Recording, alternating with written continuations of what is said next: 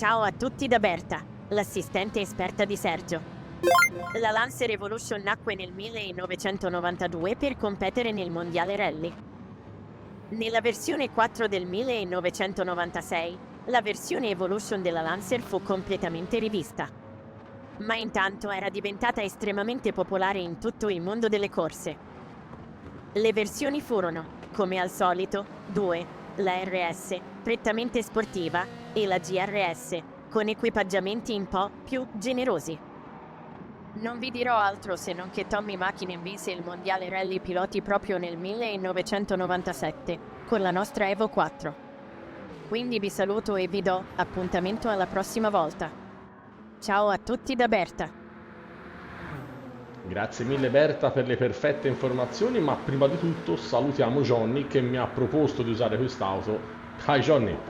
E innanzitutto, come dobbiamo fare sempre, la possiamo andare a comprare nelle auto usate, non nelle leggendarie e neanche nel brand center. Ancora in questi giorni l'ho vista, per cui andiamo prima di tutto ad acquistarla. Allora, andiamo e proprio qua la troviamo. Eccola qui, Mitsubishi Lancer Evolution 4 GSR. Cosa ci dice Andy? Più o meno quello che ci diceva prima Berta, quindi non sto a sottolineare quello che dice, ma passo oltre. L'acquistiamo 44.000 crediti, niente, praticamente è pochissimo. E andiamo a, come prima cosa, come vi dico sempre io quando si acquista un'auto nuova, dopo che la prendiamo e la mettiamo come da utilizzarla subito, andiamo nel garage e duplichiamo il setup di base. Perché? Come dico sempre, perché almeno abbiamo una base di partenza per tutte le volte che vogliamo creare un setup adeguato per una determinata pista o gara. Quindi duplichiamo, tanto non costa niente, e andiamo avanti. Dopo aver fatto ciò si passa a GT Auto. GT Auto. Allora, prima di tutto swappiamo il motore. Swappiamo, allarghiamo la carrozzeria, va, swappiamo il motore prima, dai. Swap motore, 325.000 crediti, costa 10 volte tanto quasi la macchina. Lo facciamo con questa splendida animazione e una volta fatto questo andiamo a lasciare la macchina allo stesso colore della maglietta mia. Comunque, vabbè, allarghiamo la carrozzeria con quest'altra splendida animazione della Polipoli, mi fa schiantare dalle risate. Ok, abbiamo fatto anche questo. Andiamo nella personalizzazione delle auto e partiamo dalle ruote, come sempre. Allora, ruote, che ruote mettiamo? Ma quelle che ci pare non è un problema. L'importante è che appunto ne scegliete una. Anche qui ero un po' indeciso su quale scegliere, poi alla fine no, questa no, ma sì, dai, queste sono quelle che mi piacciono un po' di più, per cui insomma fatte a 5 razzi. L'importante è che mettiamo 18 pollici, eccentricità larga e cerchione largo, tutto largo, ok? Bene. Successivamente andiamo nelle parti personalizzate, avantreno mettiamo tipo B, non tipo A, eccolo qua, tipo B, così i fendi nebbia sono ben visibili. Nei fianchi c'è solo la scelta tipo A e la usiamo, mentre nel retrotreno abbiamo solo tipo A e usiamo il tipo A. La differenza da questi fendi nebbia, credo, non lo so, comunque rilevo. E nella lettone, questa lettone qui non permette di personalizzare la deportanza, quindi non lo uso. Userò un lettone personalizzato di tipo medio sostanzialmente, alto era un po' esagerato. Finale, potete scegliere quello che volete, io userò il numero 23 per la livrea. Ok, fatto questo andiamo a fare l'ultima cosa che è la gabbia di sicurezza di tipo C. Io monto sempre quella più drastica, quella più specializzata. Ok, fatto questo uno poi può scegliere la livrea che vuole, io ce n'ho una in vetrina, ma comunque una vale l'altra, non è importante. L'importante è che appunto rispecchia queste caratteristiche, quindi di solito prima caricate la livrea e poi fate queste caratteristiche qui. Ok, andiamo nel negozio a prendere quello che ci serve. Riduzione peso fase 1, dopodiché andiamo riduzione peso fase 2, limitatore potenza, serve quello e basta, ma io compro anche la zavorra, computer personalizzabile, il turbocompressore a regimi medi regimi, non elevati, medi, LSD personalizzabile, ok, riduzione del peso fase 3 e aumento rigidezza carrozzeria. Dopodiché marmitta da corsa, uno dei due kit freni è indifferente con le sue pastiglie di freni da corsa. Di sotto partiamo dalla frizione volano da corsa, differenziale centrale ripartitore di coppia, sospensioni personalizzabili e controllo e bilanciamento freni, rapporto marce da corsa e le gomme da corsa medie, ok? Comprate sia le dure che le medie, comunque sostanzialmente ne useremo soltanto una e non l'altra. Di qua le gomme intermedie perché siamo dove andrà a piovere, quindi alle Man, e di qua l'albero di trasmissione in carbonio. Abbiamo comprato tutto quello che ci serve per andare a fare il nostro setup, andare a sviluppare il nostro setup alle Man. E andiamo a vederlo. Andiamo a vedere, have a look al setup di Le Mans. Non è questa la gara, è questa qua. Perfetto. Bene, impostazione auto, vedete che partiamo con le gomme da corsa dure, quindi non le medie, bastano le dure, sostanzialmente sono necessarie queste.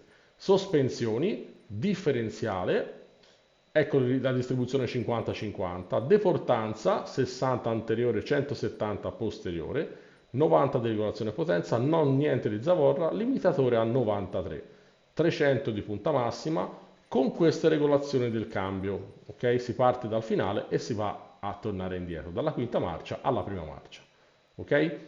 Bene, fatto questo andiamo a vedere che il tubo compressore, come dicevo, medi regimi, non alti, medi regimi. Il resto c'è quelle cose che abbiamo comprato. Il controllo e bilanciamento freni, diciamo tra 0 e potete portarlo a meno 2 sull'anteriore, però va bene anche 0, non è un problema. Lo potete lasciare a 0, meno 2. Questo è il range. E queste altre sono le cose che abbiamo comprato prima, compreso l'albero di trasmissione e le frizioni volano da corsa. Per chi vuole può comprare anche il kit angolo di sterzata, tanto non cambiano i PP. Ok, andiamo avanti, partiamo con la gara. La facciamo partire, il tempo che parta, tempo necessario per caricare un briciolino e iniziamo la gara. Parliamo un po' di strategia. La strategia, la mappatura che useremo sempre in tutta la gara è mappatura 2.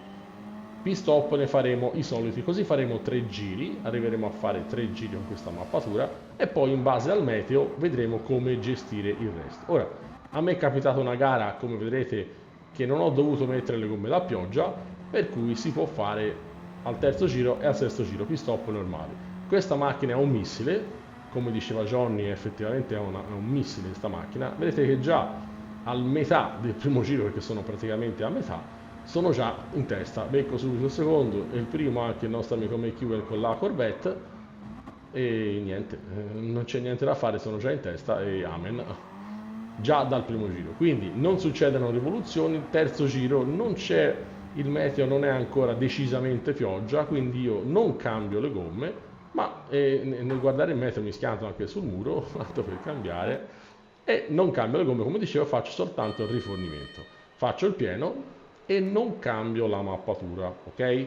Quindi pieno a bestia, appena i nostri meccanici li ho anche velocizzati un po', ma un po' di tempo ci vuole, faccio solamente rifornimento, eccoci qua, e si riparte. Mappatura 2, tempo un po' incerto, e io vado avanti. Si fermano poi anche tutti gli altri, ma tanto io ho già una caterva di secondi di vantaggio sul secondo, per cui vi passo direttamente alla fine del sesto giro. Non è piovuto, stavolta le gomme sì, sono finite, sto più attento che alla curva non becco il muro e la faccio per bene. Cambio le gomme, ma metto le gomme dure, da corsa dure, quindi non intermedie, ovviamente per fare gli ultimi 2 giri, il sesto e il settimo giro.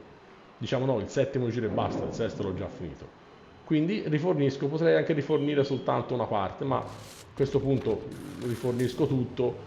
Diciamo che potete rifornire tutto completo per poi mettere mappatura 1, potrebbe essere un'idea per fare, diciamo, il giro, però insomma è ininfluente, tanto avete uno sfracello di secondi di vantaggio, per cui problemi non ce ne, anzi dovrete stare attenti perché sicuramente arriverete con largo anticipo all'arrivo.